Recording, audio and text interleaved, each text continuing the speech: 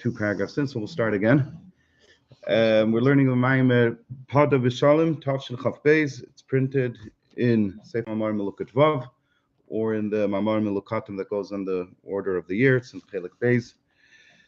Okay, so this Maimer is a Maimer that the Rebbe said in honor of the Mittel Rebbe's Yartzeit, Chag HaGeula. And so it's miyusad in large on the Mittel Rebbe's Maimer. And let us begin. So it says in the pasuk, David HaMelech says, Podoh v'shalom nafshi mikravli, ki v'rabim hayu umadi. This is the famous capital that's the famous pasuk that the Podoh v'shalom, the Yutas Kislev Nigan starts with. We say that the Eibishter redeemed my soul from the battle that I was involved in peace, ki v'rabim hayu umadi, because many were with me. The Mefarshim on the pasuk is there's different pirushim. What does it mean ki v'rabim hayu umadi? But one of the pirushim is that the many people were with me, that even the people of Avshalom, who was David HaMelech's son, who challenged him and was threatening to kill him, chas v'shalom.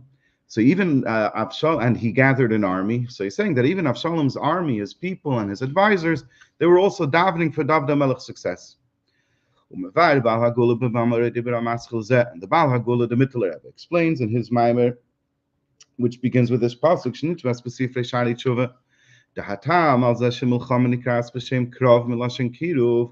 is it that war is called in Lashon Kodesh sometimes is called by the word of krav? I'm not sure exactly how you would type the difference between milchama and krav, but they're both of them are terms for war. Maybe perhaps krav is a battle or a fight. About kolpanim, krav is a word in Lashon Kodesh for milchama. You know, so you've seen the Fidik Rebbe's Mamarim, and many of the Mamarim, the Fidik Rebbe takes a word, and he takes like 3-4 different ways of saying the same thing, and he explains the distinct meaning of each one, even though they all sound similar, and if you don't know Lashon Kodesh very well, so you think they're all saying the same thing, and he explains how each one, can't remember an example right now, but how each one has its own slightly different meaning that's particular to a different situation. But I understand the Milchama is a general. And krav, you're saying, is a smaller part of it. Like a battle, in other words, war is comprised of many battles that happen over a large area, and krav is one battle. Okay. So the Mittel Rebbe observes that the word krav is actually milashon kiruv. It shares a sheirish, and it comes from the same word as kiruv, as closeness, and that's a strange thing because afsham milchama hi hepechin in kiruv. Battle is the opposite of closeness. Closeness is when you're friendly with somebody, when you love somebody, when you work together, when you live in harmony with somebody.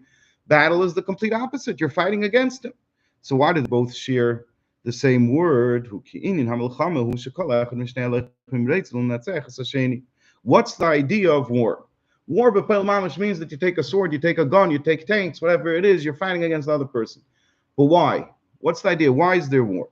So the idea of war is that you have two sides, and each one is fighting the other one because he wants to be victorious over him. He wants to defeat him so that the other side should be included in him. In other words, he wants to conquer him, he wants to take him over. He doesn't want to destroy him.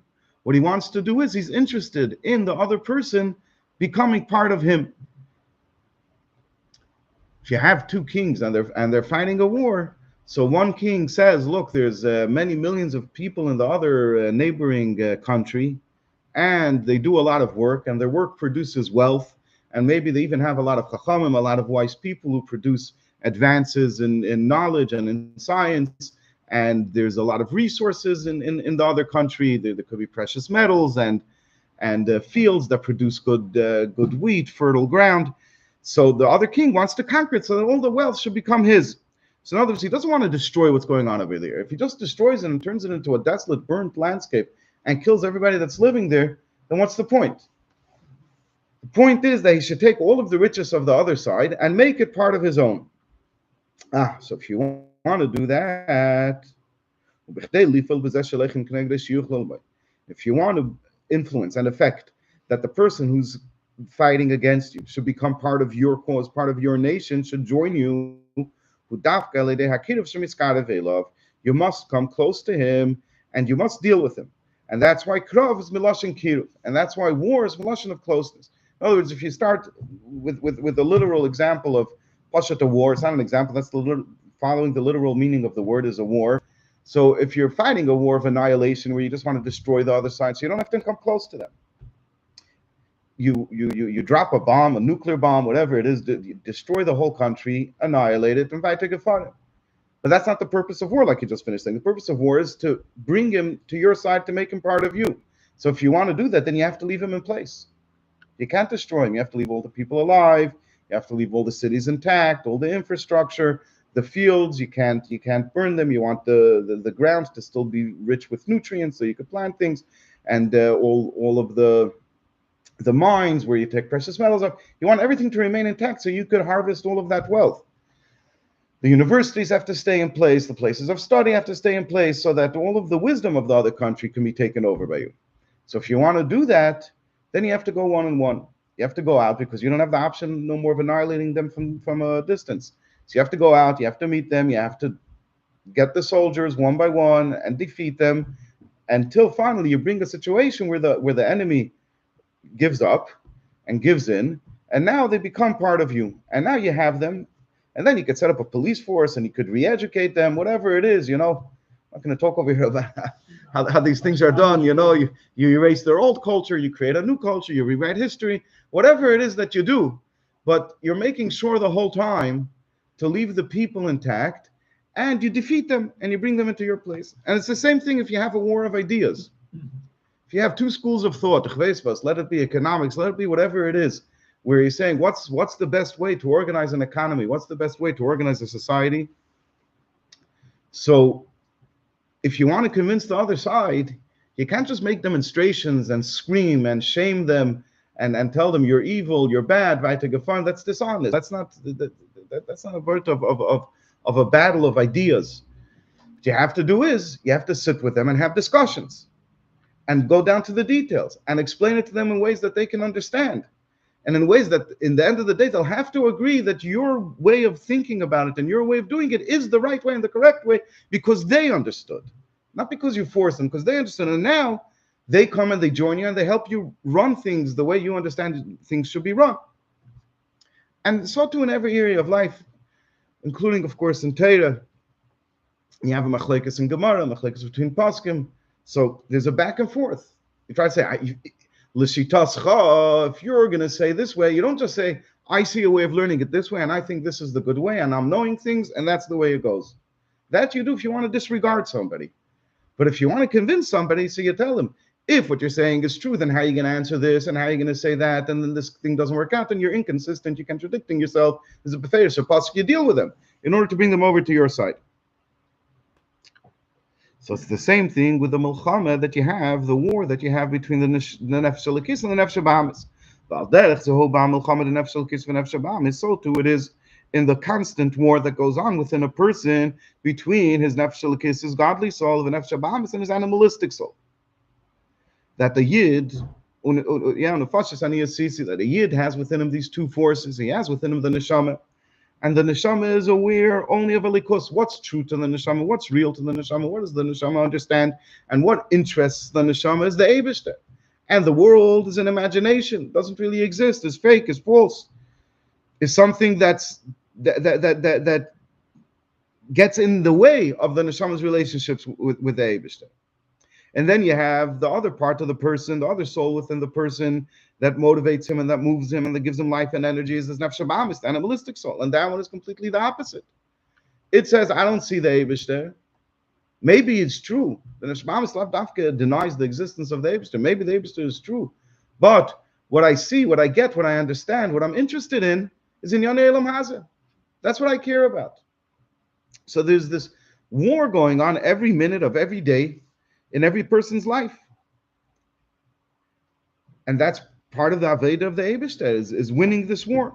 So you have this war, and even though the two sides are standing opposite each other the whole day and trying to win over the person to their side, still the Ikar HaMilchama, the primary time when you go out to the battlefield and you meet in battle, right? Just like when you have two sides in an army, they're not actually fighting the whole time.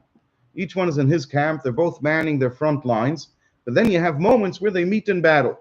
So it's the same thing with the nefesh elokis and the nefesh habahamis. The Nefesh Elokis and Nefesh Bahamis, each one has its own area, its own thing, its own reality, and its own set of interests. But there's a time when they come and they do battle and they fight against each other.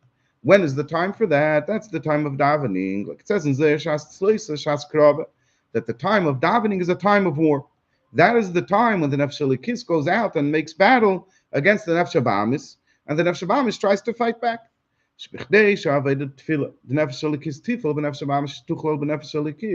What's this battle all about? What are they fighting over? The neshama, the Nefesh Elokis, isn't satisfied just with davening based on its own inspiration, that it should be excited about Elikos, that it should feel its connection to the Eibishter, and it should get inspired and emotionally excited and connect to Hashem during davening. That doesn't satisfy the Nefesh Elokis, but rather, what does the Nefesh Elokis want? The Nefesh Elokis also wants to influence and affect the Nefesh Bahamis, that the Nefesh Bahamis should be included, should come over to the side of the Nefesh Elokis. Hainu, meaning Shagam Nefesh Bahamis Til La Avas Hashem, like it says in the pasuk, B'chol Avavcha B'shnei Yitzirecha, with your whole heart, with both of your inclinations, with both of the voices, so to speak, within a person, his Yetzer Tov and his Yetzer Hara, his two souls. That the Nefesh Elokis wants that not only it should serve the Eibishter, but it wants to also bring along the Nefesh Bahamis. That just like it has a love to the Eibishter, the Nefesh Bahamis should also have a love to the Eibishter. So how could it do that? Well, it is Nefesh Elokis mislabeshes b'Nefesh Bahamis. What the Nefesh Elokis must do is it must enclose itself and lower itself down to the level of the Nefesh Bahamis and start speaking its language, start living in its world, in the world of the Nefesh Bahamis.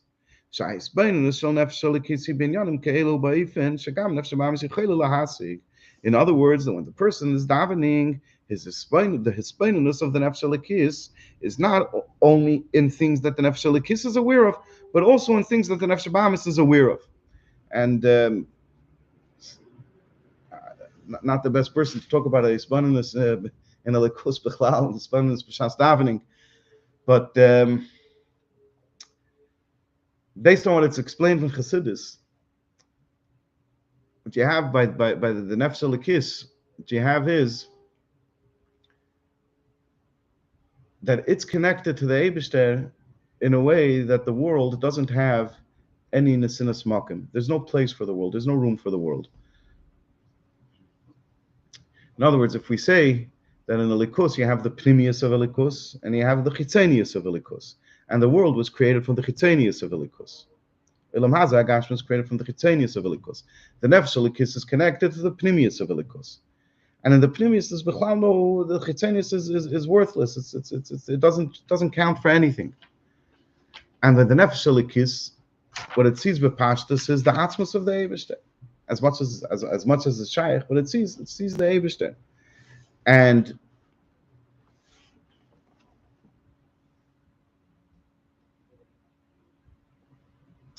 the hisbonenus of the Nefesh Elokis during davening is along those lines, is along the lines of feeling the truth of the Eibishter, only the way the Nefesh Elokis knows how to experience it, and that causes the person to feel a certain excitement within him that's motivated, that's inspired by this otherworldly experience, so to speak, that the Nefesh Elokis senses, and this light shines inside the person. So mitzad the light of the Nefesh Elokis that's shining within the person, he's excited during davening, and he davens with a kavanah, and he davens with a koil, and he's a shakultzich and a setutzich, and he's taken away, he's swept away by his davening, and he feels a love to the Eibishter within him. But that's all a light that's shining from the Nefesh Elokis within him. In other words, his neshama right now during davening, momentarily at least, is alive and awake and affect and motivating and bringing out these feelings within him. Well, what's driving it? What's driving it is the fact that the Nefesh Elokis is connected to the Eibishter b'pnimius b'etzem, and to the Nefesh Elokis the world doesn't really exist, and that's it. So that's the way that the neshama, that's the way a person could daven if he's only inspired by the Nefesh Elokis.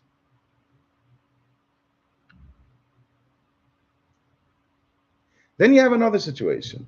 You have another situation where the person sits down to daven, and instead of looking for inspiration, he says, wait a second, let's do Hispanus. Let's think for a moment.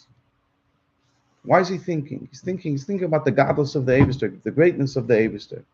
So you see over here that he already lost, to a certain degree, he already lost the plot of the Nefesh Elokis, so to speak. He's already putting terms to Elikus, the godless of the Eibishter, the greatness of the Eibishter. Du verstehst etwas in the godless from the Eibishter. Not only du verstehst, the Eibishter, you could describe the Eibishter as great. Since when to the Eibishter does the word great bichlal apply? Nor was is that the pshat? The pshat is, to me, the word great applies to the Eibishter. In other words, when I think about the Eibishter, so in my realm of ideas and concepts, he's great.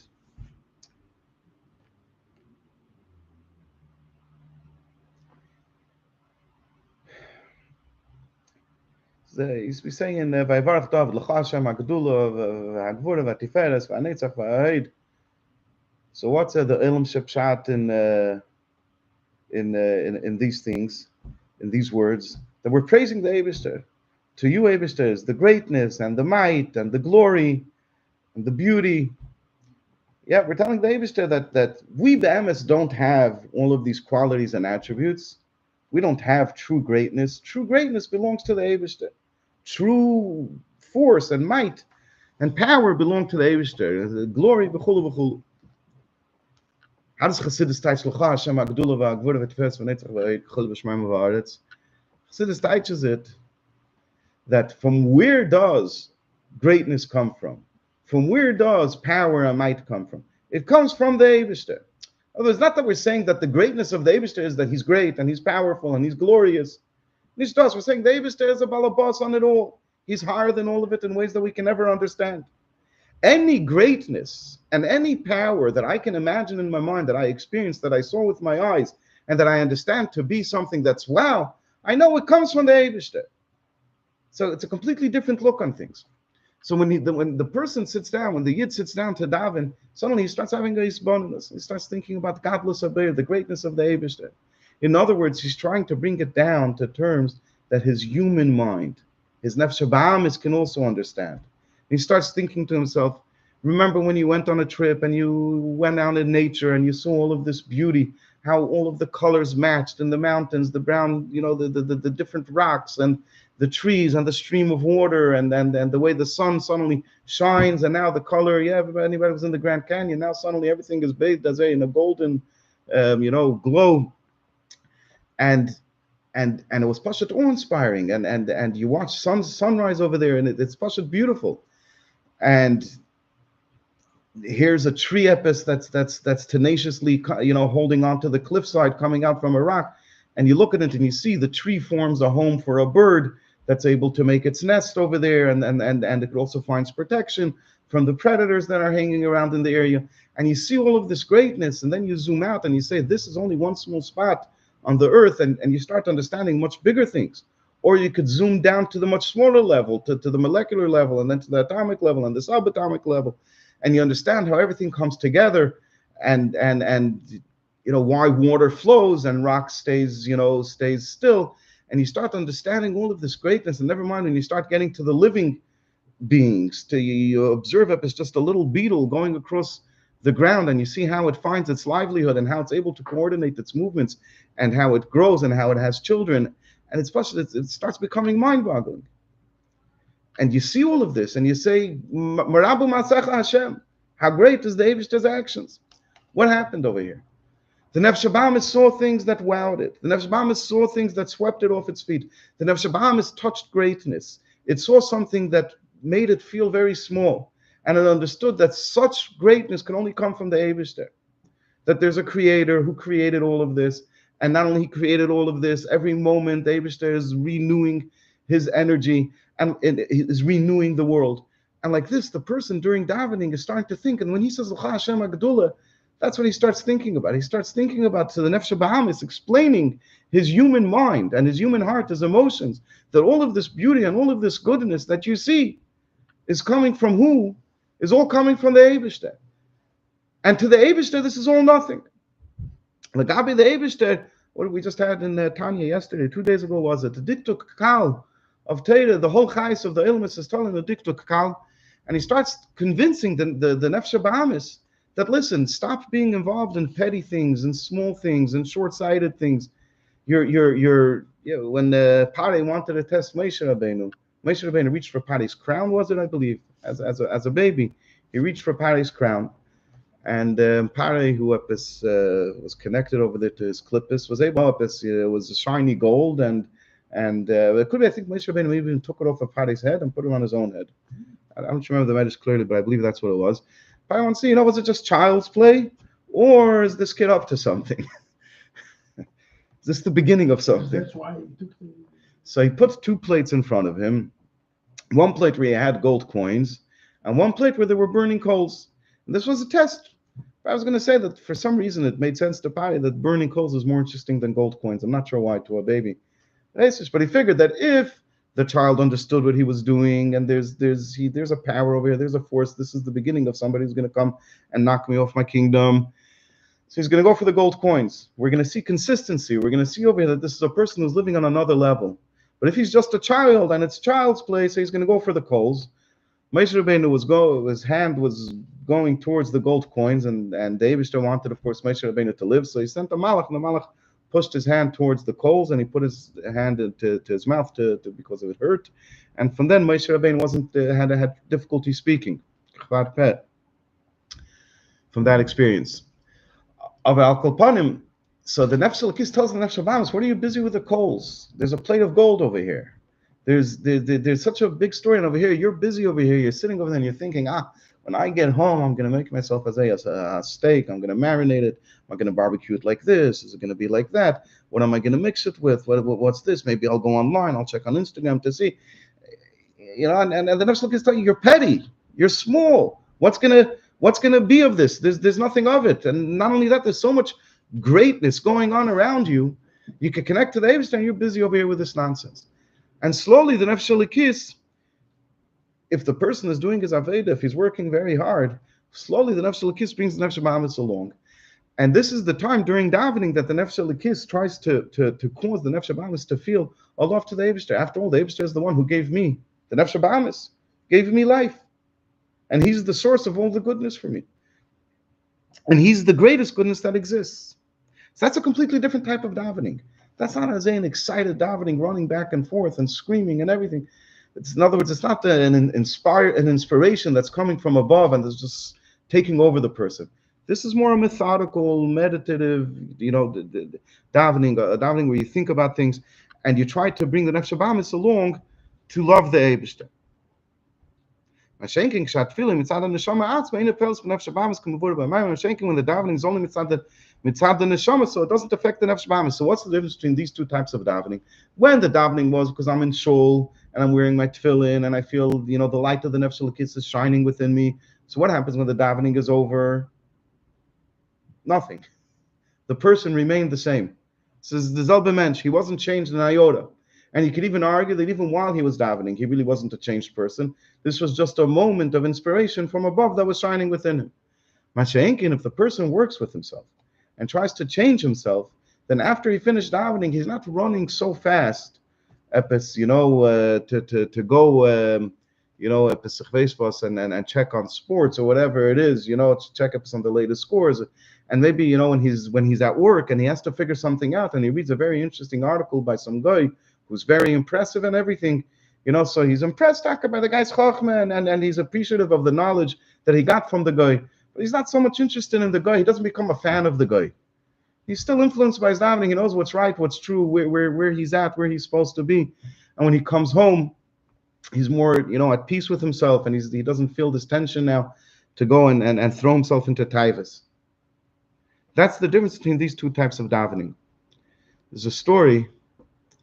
I think there was it's not an exact muscle, but it sort of brings out the point. There's a story of I think what was his name? One of the Talmidim of the Magid, or Talmidei HaMagid, lived in the times of the Alter Rebbe.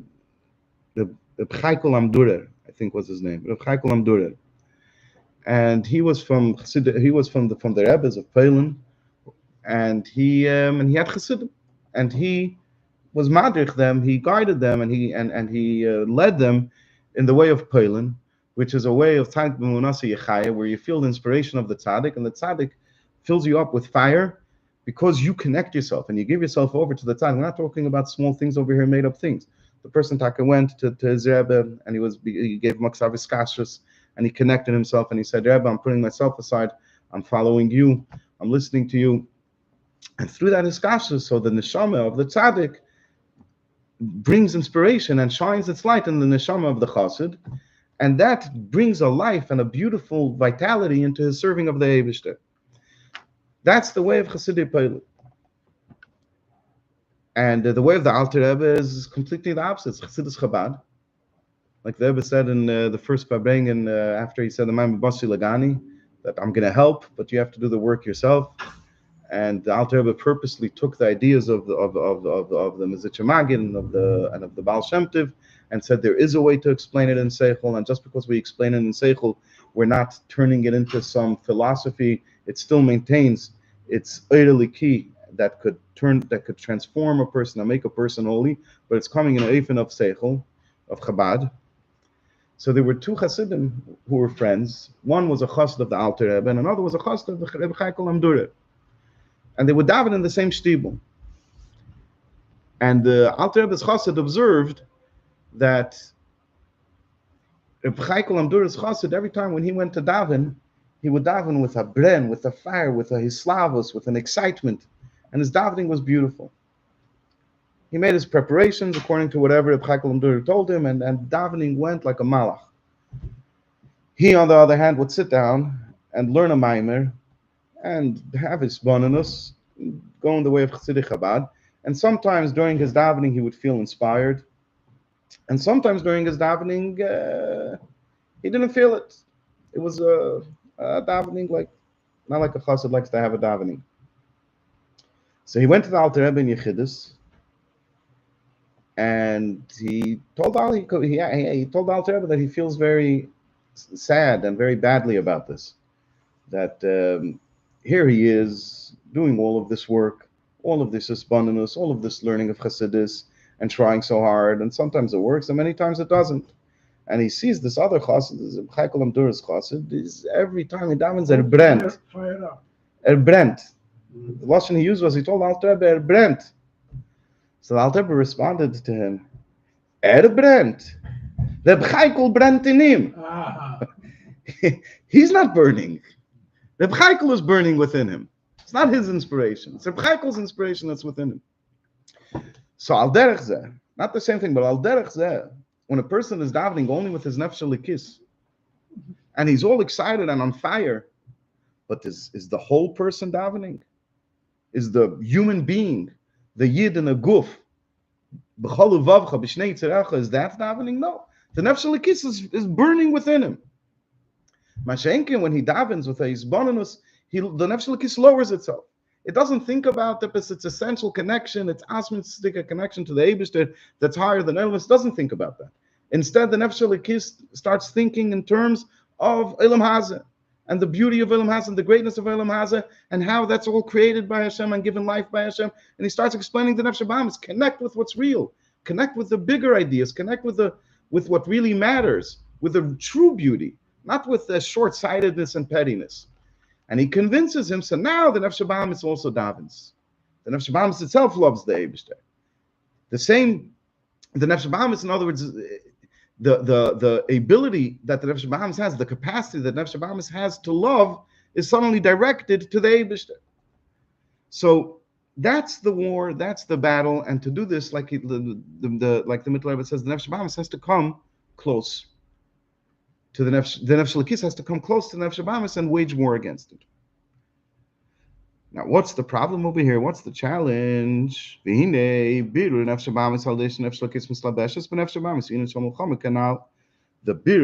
b'amis through this, that the nefesh l'kis lowers itself and encloses itself in the concepts and in the world, in the reality of the nefesh b'amis, is a war.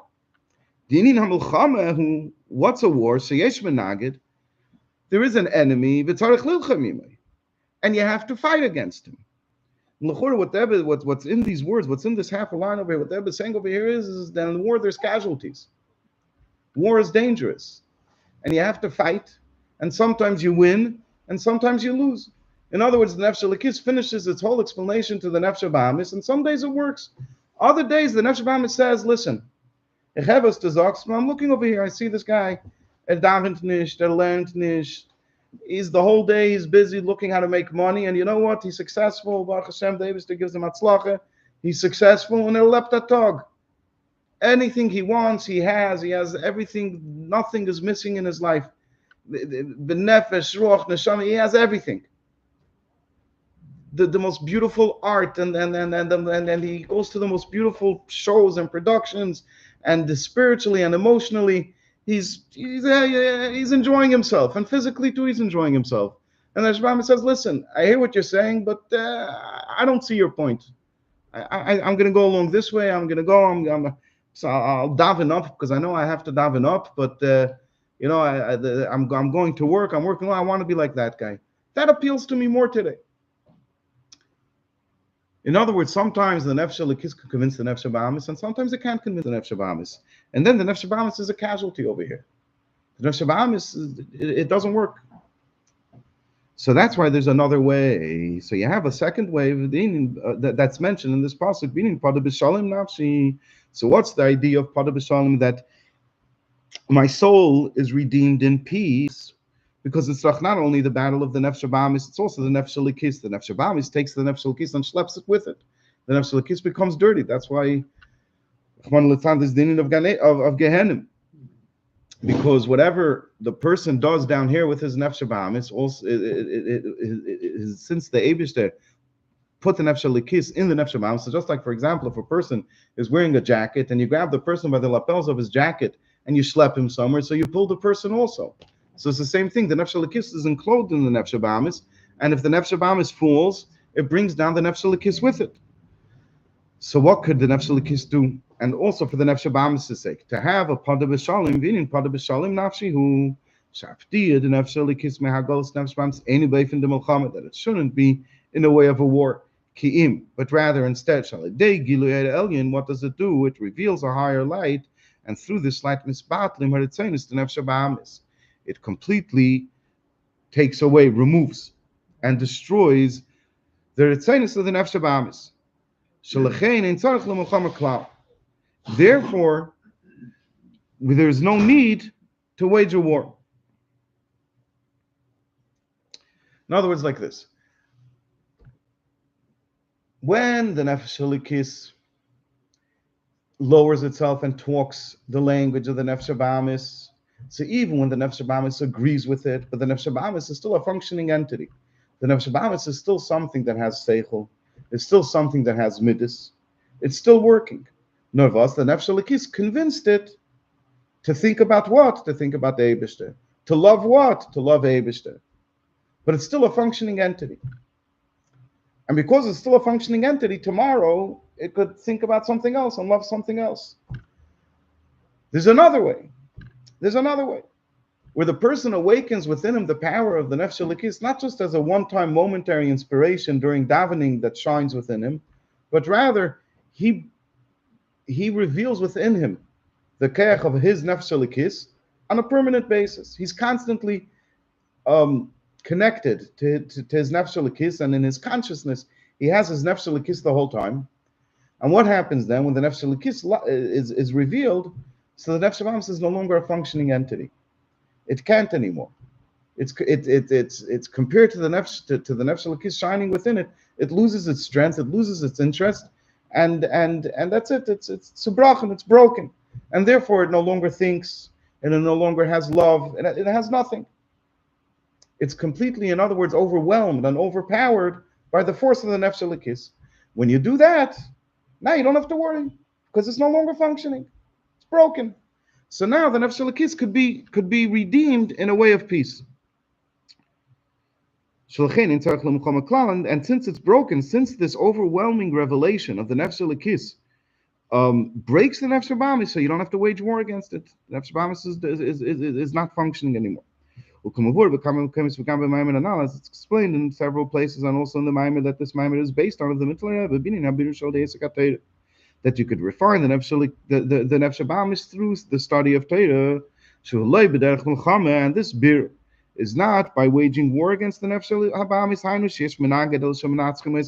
In other words, that there's an opposition, there's an enemy, but you win him through a war. Rather, by revealing the light of Torah. So now the Ra becomes bottle completely. There's no longer Ra. The Ra ceases to exist. So too, there's a method of doing it through davening, even though before we said that davening is war, not Podoh v'Shalom, but that's one type of davening. That's when the Nefesh Elikis uses its seichel to convince the Nefesh Habahamis. But there's another method of davening, that when the Nefesh Elikis reveals its love to the Eibishter, which is higher than any reasoning, which is higher than any understanding. In other words, it's higher than seichel, which comes from either the level of chaya or the level of yechida or bechlolos, from both of them. So over here, the Nefesh Habahamis no longer has any ratzon. It loses any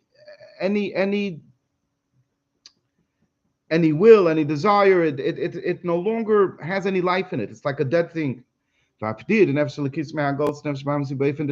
do that, so the Nefesh Elikis is redeemed from the goals of the Nefesh Habahamis in a way of peace. Now the Nefesh Elikis doesn't have to be worried about being schlepped by the Nefesh Habahamis, because maybe tomorrow the Nefesh Habahamis will be more powerful, because what he did over here is he went to places that are completely higher than the power of the Nefesh Habahamis, and because he went to those places, so he completely broke the Nefesh Habahamis. The Nefesh Habahamis, in the face of such a revelation of the awareness and of the consciousness of the Nefesh Elikis, the Nefesh Habahamis completely becomes broken. It's like, who are you? It's like an adult next to a child or next to an infant. When a person reaches the maturity and the development stage of an adult, so he's no longer overtaken by feelings. I must have this candy. He's an older, more mature person now. And if there's ever, in other words, a child could throw a tantrum, could throw a fit, and could lose his mind because he didn't get a candy. But once the person becomes aware of bigger things and bigger ideas, and he himself develops to a higher stage and to a higher state, so now he's no longer susceptible to those types of things. It's not the best muscle, but al derech zeh, when the Nefesh Elikis is revealed, so the Nefesh Habahamis is b'chol shayches to speaking its mind. So this is the other way. I'll just say that we have over here two ways, like we saw in the Ace Aleph was one way, a way of war. Ace Beis, the second way, is a way of bittul, where you turn the Nefesh Habahamis, where you break the Nefesh Habahamis, where it's no longer functioning, it can't think, it can't feel, no longer has any interest in anything, it's not living really. And this Maimer is going to discuss that there's a Maila in this way. There's an advantage when you do it this way. There's an advantage when you do it the other way. And the question is, can you somehow have the advantages of both? The advantage of going down to the level of Nefesh Habahamis and doing war with him is that now you brought the enemy over to your side. The disadvantage is that tomorrow he could do something else. He's functioning. If he's on your side and he's doing something useful for you, the human being is experiencing love to the Eibishter. So if it's a human being experiencing love, tomorrow the human being could experience love to Taivas and to other things, to things that are completely the opposite of the Eibishter. So that's the disadvantage. The advantage of overwhelming the Nefesh Habahamis and breaking it is that you no longer have to worry about the Nefesh Habahamis ever causing trouble, of ever lowering itself into things that are not allowed. The disadvantage, though, is that you lost him. You lost the Nefesh Habahamis. You couldn't reveal the Eibishter, and you couldn't bring him along to serve the Eibishter. The only way you were able to serve the Eibishter was by destroying him. And there's something very wrong about that. You're going to see later in the Bible, it's very limiting. You're saying that the Eibishter can only be served if you go up to a mountain and you live off of bread and water and brokenness. The Eibishter can't exist if the Elam Hazah becomes strong and comes out with all of its force. The Eibishter can't enter over there. So that's of course not it's not true. So the question is, how could you have the milus of both? And we're going to see in the Maimon at length. This is the Nakuda of Kovli. This is the Nakuda of having Podoh v'Shalom nafshi mikrovli, where you have Krov, and even though you have Krov, it's in from Podoh v'Shalom, which is seemingly two contradictory states. If you're b'Shalom, then why is the Krov? So they come together like one situation. So that's what the whole Maimon is going to go on. Now, let's finish Eis Beis. So we said that by the neshama revealing higher keiches, the keiches of Chaya Yechida, in other words, not just Seichel, but Chaya Yechida, so by doing that, now the neshama could have a state of shalom, a state of peace, where it no longer has to worry about war. There's harmony, there's peace, there's goodness. I don't know if you could say harmony, because there's no longer an nefesh elikis, so what's a nefesh bamis, so what's there harmony with? But there's peace. The shalom auf der Welt. Gehaget gehaget im Zweiten ist es alles gut und still. Aber al kopanim. So how can you achieve that? So we mentioned before that it's by awakening and by connecting to the higher powers of the nefesh elikis, which we called Chaya Yechida.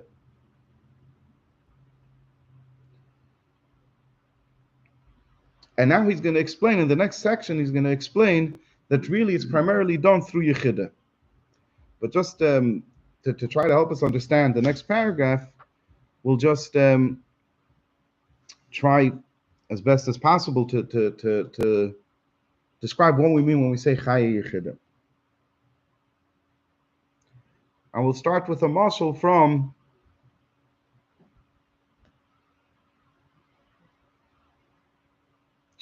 in human terms. So you have things that a person wants.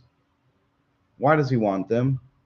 Because he needs them. In other words, a person understands that if he gets something, it's going to do him well. It's going to be good for him. And since he understands that it's going to be good for him, so therefore he wants that thing. That's not ratzon. That's a midah. It's an attraction. It's a closeness. It's an interest that's created by his understanding that it's good for him. You could use starting from the most trivial example. If a person is walking down the street and it's raining, so he never heard of umbrellas, and he's getting wet, and he's walking down the street, and with the mall he sees this guy he's walking with an umbrella. Well, he says, "Wow!" He's walking in the rain and he's dry. So now suddenly he wants the umbrella. He asks him, "Where did you get it?" He goes, he spends the money, he buys the umbrella. So he wants the umbrella, but this is not ratzon. This is something that he needs it. He wants it because that thing makes him need it. Because this umbrella has a benefit to him. That he's not going to be wet, even on a rainy day. So now he says to himself, I must have it, but it's not because he wants it. It's because of the benefit that the thing gives him. So that's all still in the realm of seichel and midas. Then you have a different type of a thing where a person wants something. Why do I want it? Because I want it. You don't see it so much in the if the person decides that he wants to buy himself a watch, a nice watch. He's not getting the watch. He's not spending $50,000, $100,000 on a watch because he needs to tell the time. Yeah, you buy a Casio watch for mamash $1, the knockoff, and you can tell the time. So why does he have that watch? It's not somebody's looking to show off to other people. Why does he have the watch? He has the watch because that's what he wanted. He wanted this watch. And he said to himself, does it make sense to spend $50,000, $100,000 on a watch? I mean, people spend millions on a watch also, but we're going to keep it in our level. Certain watches people spend, yeah. If you pay for it, somebody will make it. It's very simple. So why does this person want the watch? He says to himself, with $100,000, I could do so many other things with it. I could buy myself 100,000 umbrellas. Whatever it is, right? I could use the money in so many different ways. It doesn't make sense to want the watch. But, the next day he's thinking about it again. He wants the watch. He wants the. Why does he want it? There's no reason why. He wants it. He wants it because he wants it. That's already Ratzon. That's already Ratzon. Another way that gets a little closer to the point is that when a person decides that he wants to make $10,000 today he's making $10,000. So the question is, why is he making $10,000? Because he has $10,000 in bills? Or because he has already millions of dollars? But to him, he figures that he should be making $10,000 today. He wants to make $10,000 today. What happens in the end of the day if the person makes $9,999? Yeah. And even 99 cents. Mamash, he's there. So if it was to pay the bills, he's very happy. He started off the day, he had $10,000 in bills. Now he has 1 penny in bills. It's one of the best days in his life, $10,000. Okay, missing a penny, big deal. But if the person already has millions of dollars, it's not that he has to pay the bills. It's that he wanted to make $10,000. He challenged himself. He said to himself, today I want to make $10,000. And he did whatever he could. He called all of his contacts. He sold, he bought, he did everything that he had to do. And at the end of the day, he calculated, he made a cheshbon, it came out to $9,999.99. It's missing that penny. He's a disaster. He's a failure. The $10,000 to him was meaningless anyways. He didn't need the $10,000. He didn't want the $10,000 because the $10,000 is giving him something. He wanted the $10,000 because that's what he wants. And therefore, even if he's only 1 penny off, he completely lost. Because what he wanted didn't happen. What he wanted didn't happen. That's Ratzon already. It's not about the thing, it's about me. And you can't try to explain Ratzon. You can't come to the person and tell me, explain to me, why did you want $10,000? Why did you say that this year I'm going to figure out how I can make, $100 million every year? I'm going to come up with a chap. I already made $1 billion, but I'm not happy sitting on it. So I have a cheshbon. I want to make $100 billion. And in order to do that, I have to increase my wealth by $100 million every year, whatever it is. Ask him, why do you want it?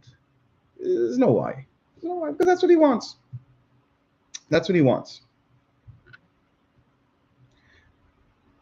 So you see that there's a place in the person that's called Ratzon, that's higher than the person, than his seichel, than his regular emotions and his regular understanding. And like it says in Gemara, there's nothing that can stand in the way of Ratzon. When a person has a strong Ratzon for something, he'll suffer and he'll work hard and he'll put himself through difficulty and he'll go nights without sleeping. He'll do whatever it takes to get his Ratzon. The Ratzon has complete control over the person. That's all Ratzon. And that's a way of thinking about Chaya. Chaya is sometimes compared to Ratzon. In the Medegas of a person, in his Keiches, so it's the Keich of Ratzon. And then you have the Keich of Tainug. The Keich of Tainug is even higher than Ratzon. Which, due to lack of knowledge, I'm not going to try to explain it too much. But the Keich of Tainug is even higher than the Keich of Ratzon.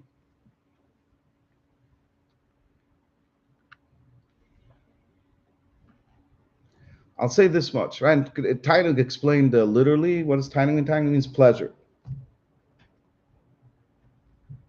You could say, in other words, why do I want it? Because that's what I enjoy, because that's what makes me happy. So you say that's the the level deeper, but I don't think that's a correct explanation. But al kol panim,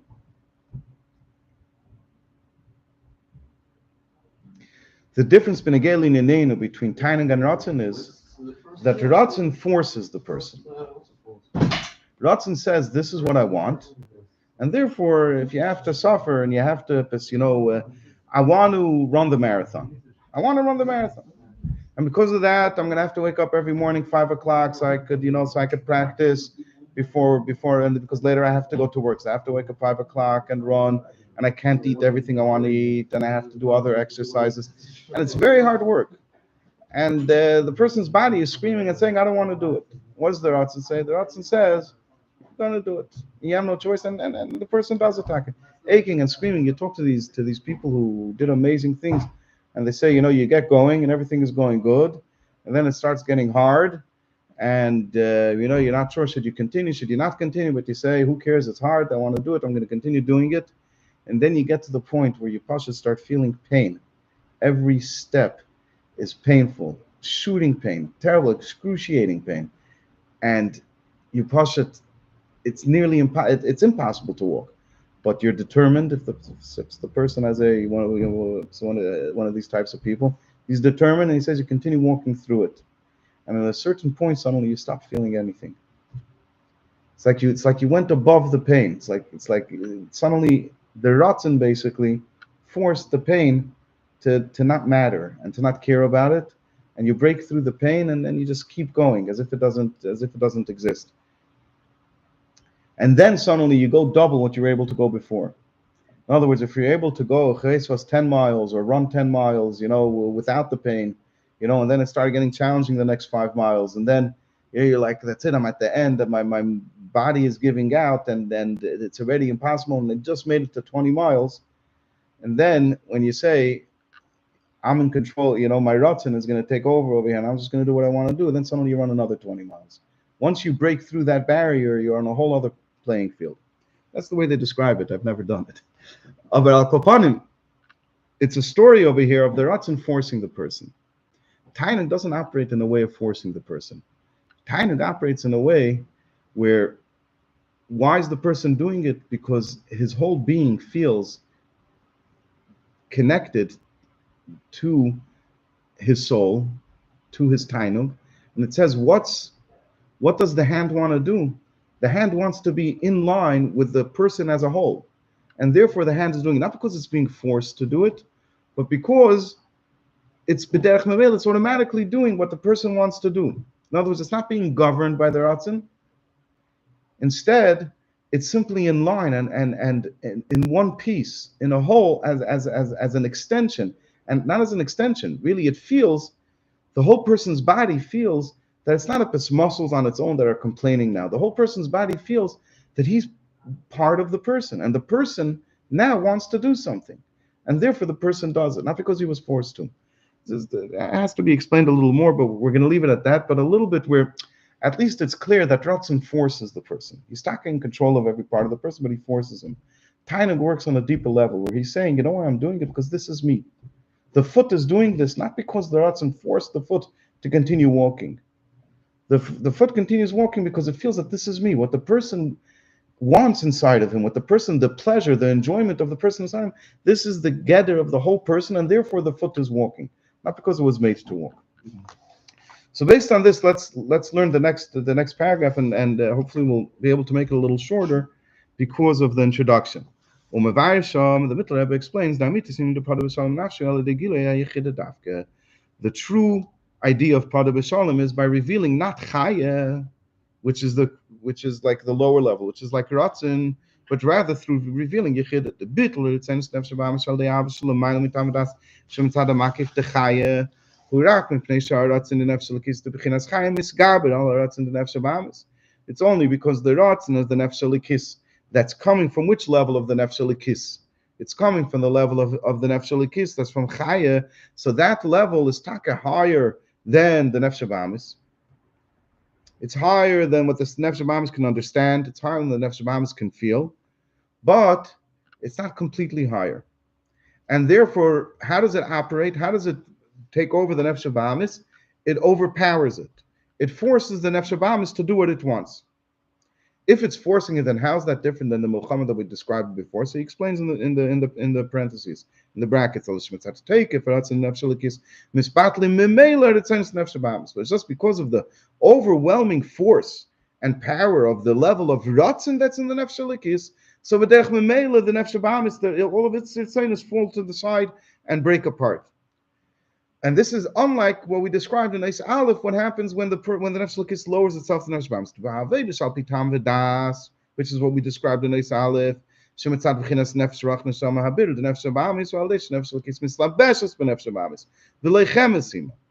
The bitter, the refinement of the Nefesh Ba'amis is through this, and Nefesh Elikis lowers itself using seichel, and therefore lowers itself to explain things in Nefesh Ba'amis and does war against it. And that's how it causes change. Over here, there's a different mechanism that's happening. They take it for through the overwhelming force and power of the Ratzon and the Nefesh, which is much higher than the Nefesh Ba'amis. And this is a Ratzon Shalamayla Mitam, and therefore doesn't have to deal with the Nefesh Ba'amis. So Mispatlim Hem Mimele. That's the key word. The Ritzanis to the Nefesh Ba'amis, so Mispatlim Mimele. You don't have to make battle, you don't have to make war, and it's completely broken. But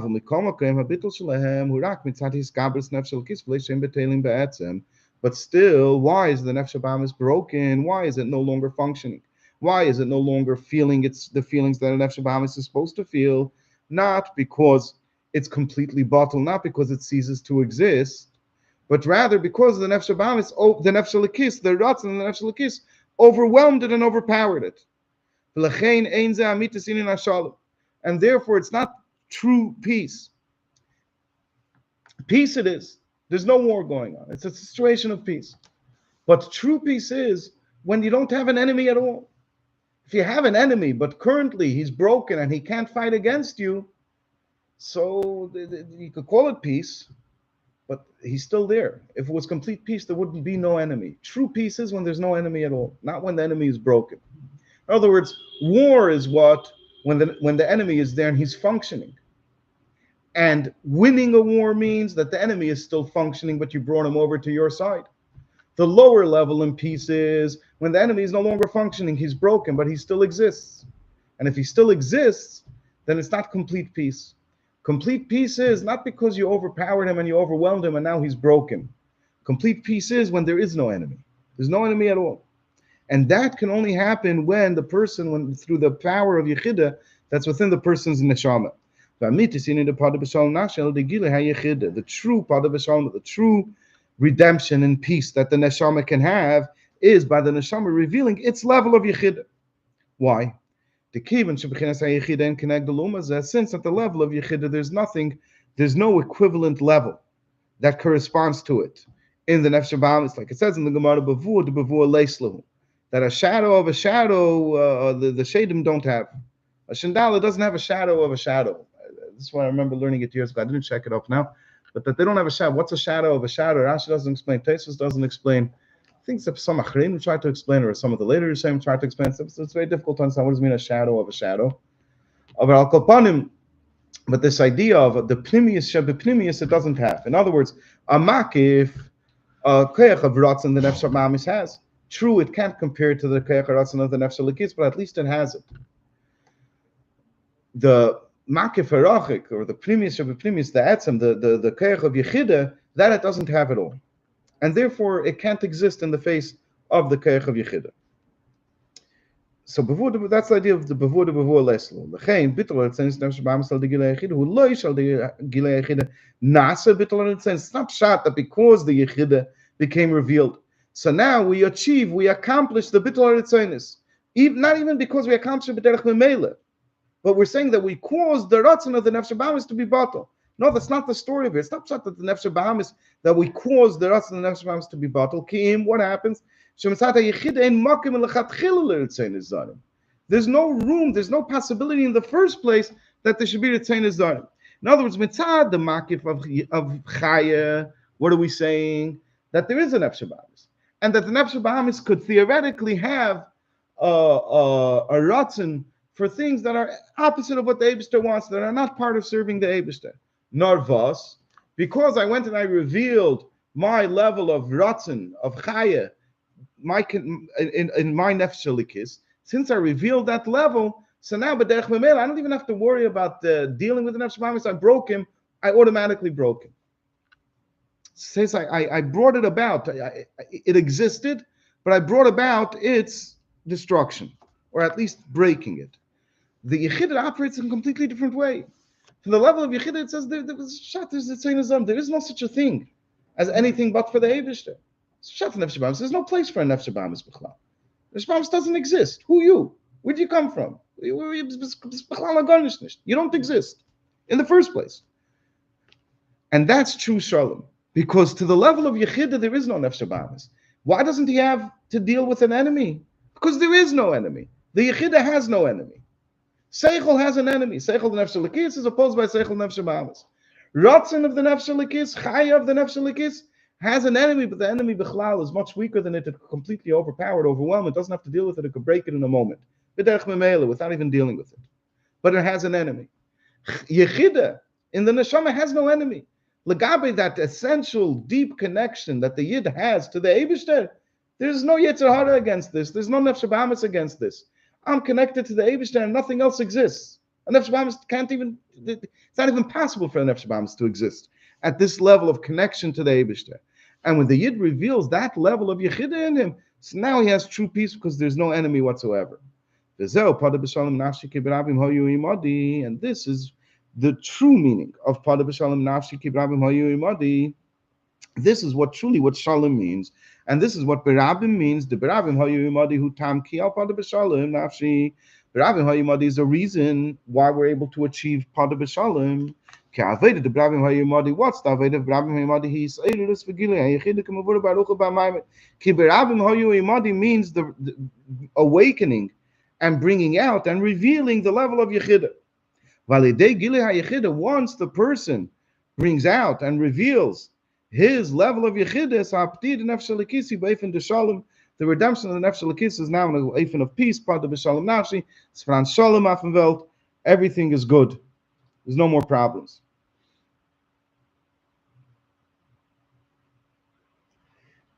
And the question is, though, if Ki B'Rabim Hayu Imadi, then why do you need Podoh b'Shalom? What a Podoh from what? Peace from what? Saying there's peace. In other words, before there was peace from what? So that's going to be next one. Mitzvah Hashem. All right.